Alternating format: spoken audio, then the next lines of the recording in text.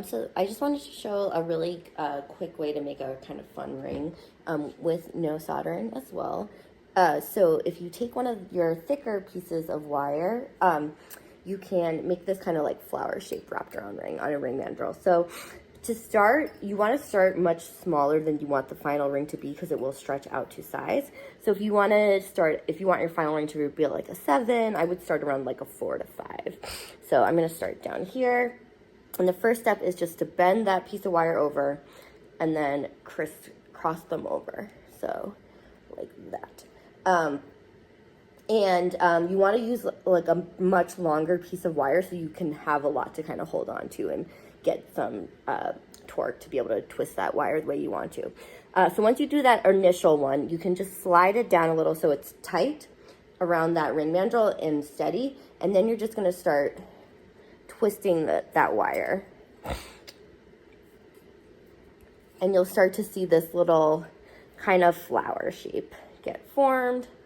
And you can twist as much as you want, as big as you want that wire to be, that flower to be. And then when you're done, you can stop, and then we'll go cut off these sides, file them, and then bend them back under.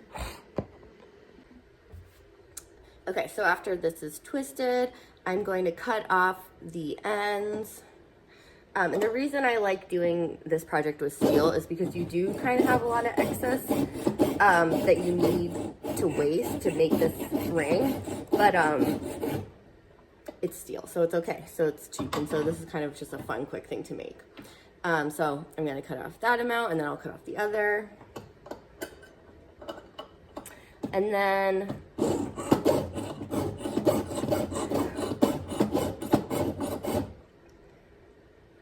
before we tuck these ends under that flower to make this a finished ring, these are kind of sharp, so we want to deal with that. So there's a couple things you can do. You can grab your file and just file out the end.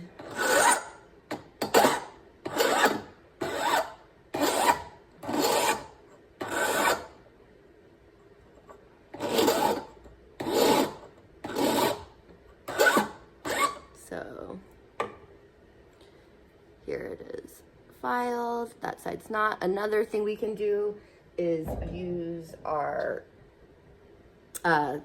cuppers and just kind of cupper the end of that wire, and that will also soften out that edge. However, you might still, it will still be pretty thick, so you still might want to file that down a little. But regardless, after you have dealt with the ends, the next step is to kind of tuck these little wires underneath, back underneath. And to do that, I just use a plier and I hold them and kind of use the ring as leverage to tuck those under.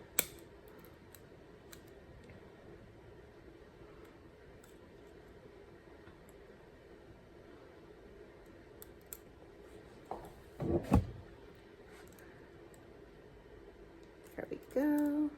Okay, so that is one side tucked under, and I will work on the other side, and then I will show you the last step.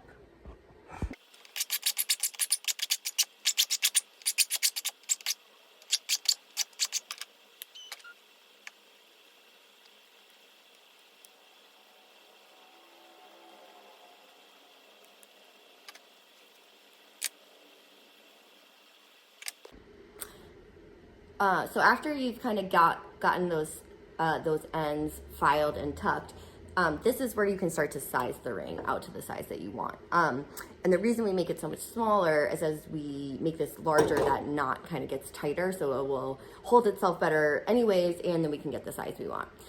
So this is really simple. The only thing you do is just kind of hit your ring up your ring mandrel, and this will work on rounding it out and making it the size that we want. And it is a good idea to take it off halfway through and flip it so that you get an even sized ring and the flower stays in the middle. So just keep hitting this up until you have the size that you want.